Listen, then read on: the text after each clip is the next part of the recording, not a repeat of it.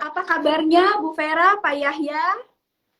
Baik, puji Tuhan. Baik, semua Wah, baik. syukur semuanya bisa Ya, sehat kabar ya. baik. Dan Pak Yahya, Bu Vera, kita mau bicara tentang kinerja BCA yang luar biasa nih di kuartal 1 nih, Pak Yahya, Bu Vera.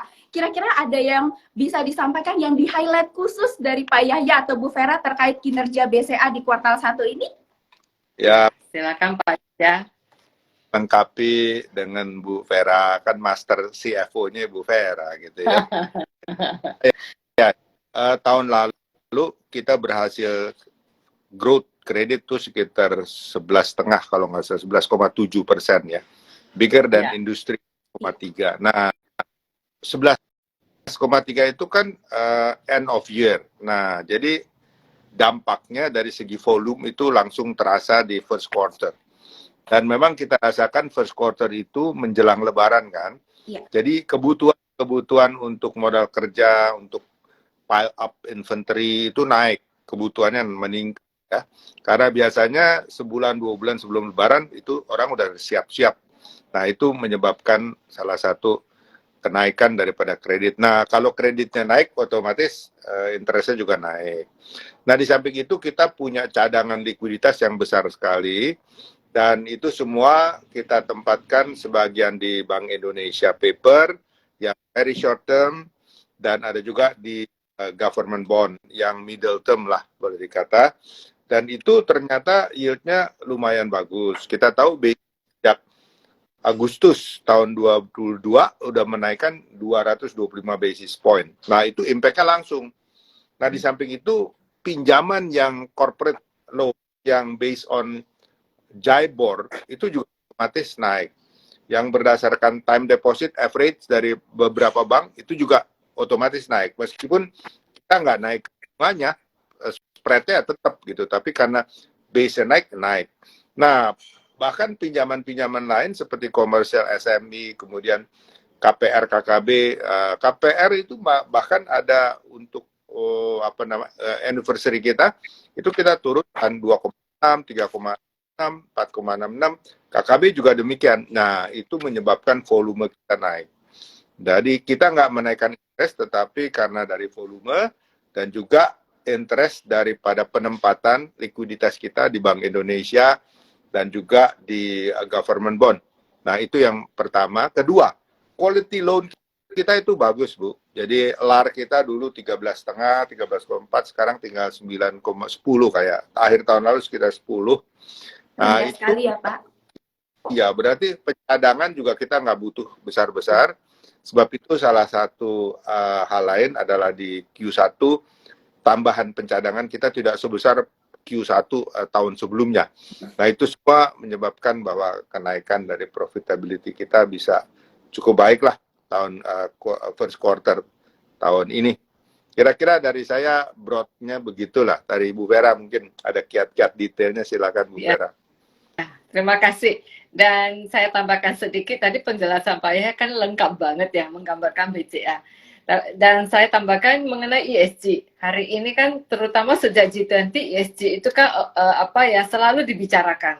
Betul. Dan untuk BCA, pertumbuhan portofolio kita yang qualify ESG itu juga cepat sekali. Sampai hari ini udah 25% dari total kredit yang kita salurkan itu udah masuk dalam kategori ESG. Jadi tumbuhnya cepat, dan dibanding tahun lalu tumbuh 11,5%.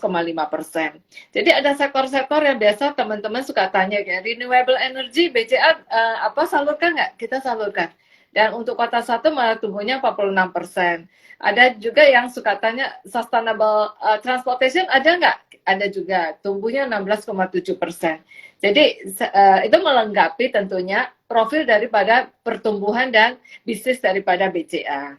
Nah, yang tidak kalah penting karena kita ini habis pandemi, kita saya udah mulai jarang pakai masker. Kabar gembira juga loan at risk ya. Ibu Melana kan tahu selama pandemi itu restrukturisasi di perbankan kan meningkat. Hari ini peak-nya kita itu 19,8. Dan posisi kota 1 tahun ini kita udah turun di 9,5%. Jadi bisa lihat penurunan itu cepat sekali. Tentu terima kasih untuk pemerintah juga ya. Ekonominya tumbuh bagus dan sebagainya. Dan hampir semuanya penurunan restrukturisasi ini karena nasabah kembali normal, jadi nggak perlu ada flag restruktur lagi, atau karena cicilannya juga udah normal lagi. Jadi kita bersyukur sih profil ini perbaikan ini cepat sekali. Ada Baik, satu baik. lagi saya tambahkan Ya, silakan Pak. kita baru saja ditunjuk oleh Coldplay ya sebagai sponsor, bukan promotor loh yang berkuasa atas tiket promotor. Kita hanya diberi kuota sedikit, tapi payment lewat kita semua. Nah, itu salah satu syarat untuk bisa terpilih adalah ESG-nya sudah bagus. Jadi mereka sangat concern dengan ESG. Mereka mau show di tempat lain, begitu lihat ESG di company yang akan menjadi sponsor kurang bagus, no katanya langsung. Base-nya yes katanya. Jadi gitu tuh salah satu keunggulan daripada ESG. Terima kasih Bu Fer, yang luar biasa. Terima kasih. Wah, luar biasa berarti ini untuk BCA dengan IS-nya dengan program-program yang luar biasa ya Pak Yahya, Bu Vera. Semoga ke depan juga semakin meningkat ya tentu saja ya Bu untuk target-targetnya juga ya. Ya, nah Pak Yahya tadi Pak Yahya sempat sampaikan bahwa permintaan kredit pada saat menjelang Lebaran, kemudian kemarin ini kan sempat meningkat. Nah, dengan kenaikan suku bunga, kita tahu bahwa suku bunga saat ini posisinya cukup tinggi, kemudian inflasi juga naik. Nah, kalau kredit-kredit yang lain nih Pak, kira-kira di kredit korporasi, kredit komersial itu apakah permintaannya masih tetap tinggi Pak? Masih tetap kuat permintaannya, dan contoh di korporasi kita kalau untuk kredit yang price-nya dari BCA itu kita nggak naik. Bahkan ada beberapa yang kita adjust turun ya. Tetapi tadi yang saya bilang kalau based on JIBOR plus ya JIBOR-nya yang naik Bu, masalahnya bukan kita naikin gitu. Nah, permintaannya cukup besar. Korporasi lebih dari 11%. Kalau nggak salah kita ada demand year on year 11,7 tuh. Permintaan korporasi, dan banyak sektor-sektor yang cukup menarik untuk kita biaya itu tetap banyak demand untuk financial industry, untuk telco. Kita juga melirik beberapa proyek hilirisasi nih, mudah-mudahan bisa goal beberapa gitu ya. Nah ini dan CPO juga itu bagus ya, jadi itu adalah sektor-sektor yang memang menjanjikan, dan dari segi korporasi mereka juga butuh investasi baru karena memang merasa demand-nya itu masih cukup besar, mereka masih bisa explore lebih lanjut. Nah, mereka meminta kredit investasi plus kredit modal kerja. Jadi itu yang memang menggembirakan sih, saya pikir. Gitu Bu, kalau mengenai kredit korporasi. Baik, terima kasih Pak Yahya, Bu Vera. Nah, kita mau berbincang tentang aset yield, karena tadi sempat disinggung juga nih bahwa perseroan kan BCA ini menempatkan juga ini dananya di Bank Indonesia, kemudian di government bonds, kemudian di marketable securities. Sejauh ini Pak, perkembangan aset yield-nya seperti apa? Aset yield saya pikir cukup bagus ya. Kalau kita lihat contoh ya, dari luar sendiri mungkin average di atas 8,5% ya, average-nya ya. Yeah. Dan kalau dilihat dari government bond, government paper bisa sekitar 6-7%. 6,6 Pak. Yang ya, 6,6 ya. Kemudian juga dari placement ke BI 5 lebih ya, Bu Vera. 6,9 kalau termasuk yang 12 bulan, 6 bulan. 6,9.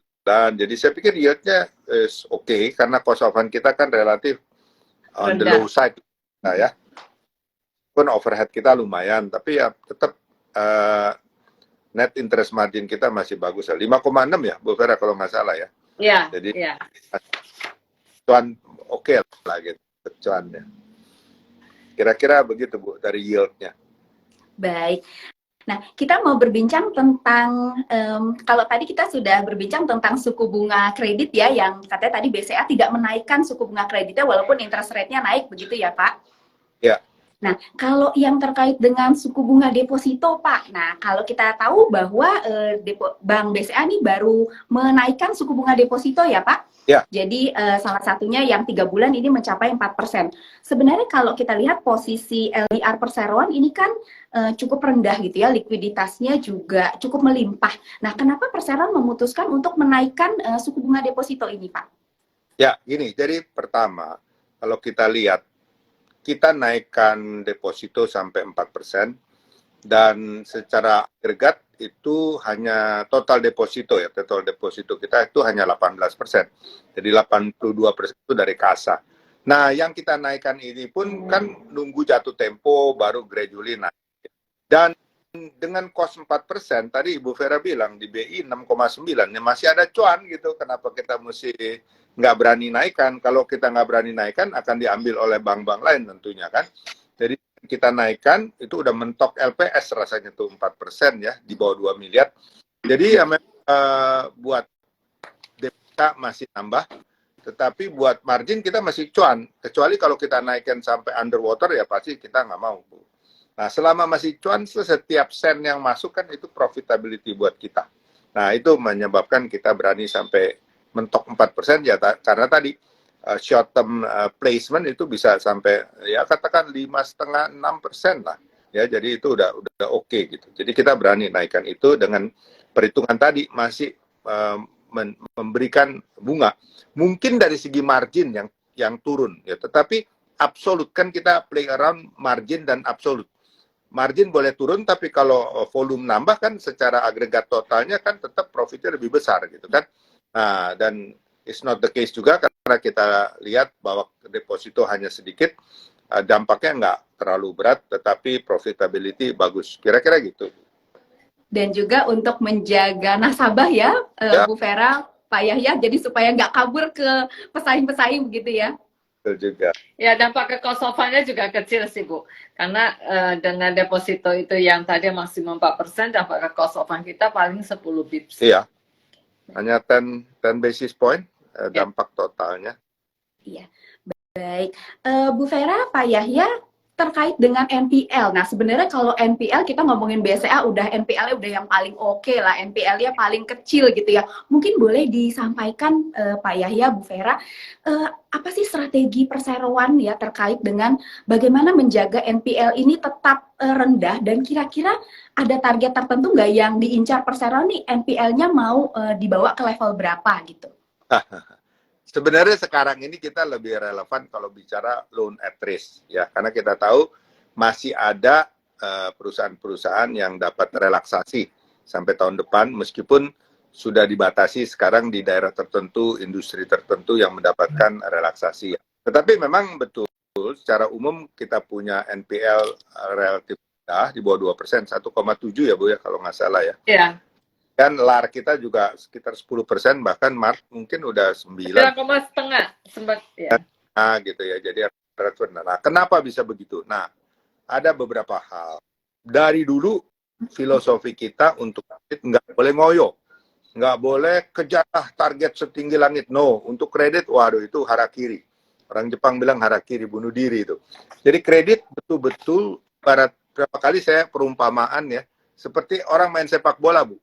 Ya, kalau main sepak bola di Lusail kemarin di Doha, waduh lapangan cantik sekali, atau di Wimbledon atau di London lah ya, di stadion itu kan cantik sekali lapangan. Jadi kalau namanya Messi atau Mbappe itu main all out di situ. Berani karena bagus, lapangan bagus dan mereka mantep ya.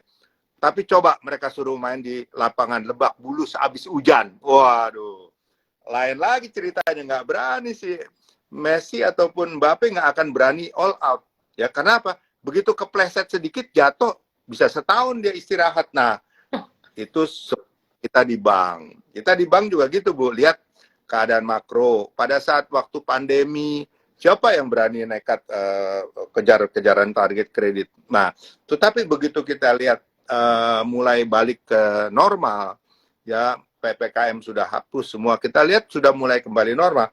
Nah, kita mulai kembangkan terus kredit. Jadi kredit itu kita sesuaikan sehingga tidak asal lepas kredit, itu satu. Jadi kedua, kita juga betul-betul melihat dari segi jaminan. Tentu kita nggak bicara untuk korporasi ya, korporasi banyak yang memang tidak jaminan. Tetapi untuk komersial, SMI, apalagi KKB, KPR itu udah pasti ada jaminan. Jadi semua kredit kita itu terprotek dengan jaminan yang ada, dan itu no kompromi ya. Jadi kalau bank lain nih nawarin sekian, kita nggak apa-apa, udahlah pindah ke sana gitu. Kita nggak mau, karena at the end of the day kalau ternyata jaminan kurang pada saat bermasalah, ya udah NPL-nya besar gitu. Dan kita harus menikmati write off yang besar itu kan parah kalau begitu.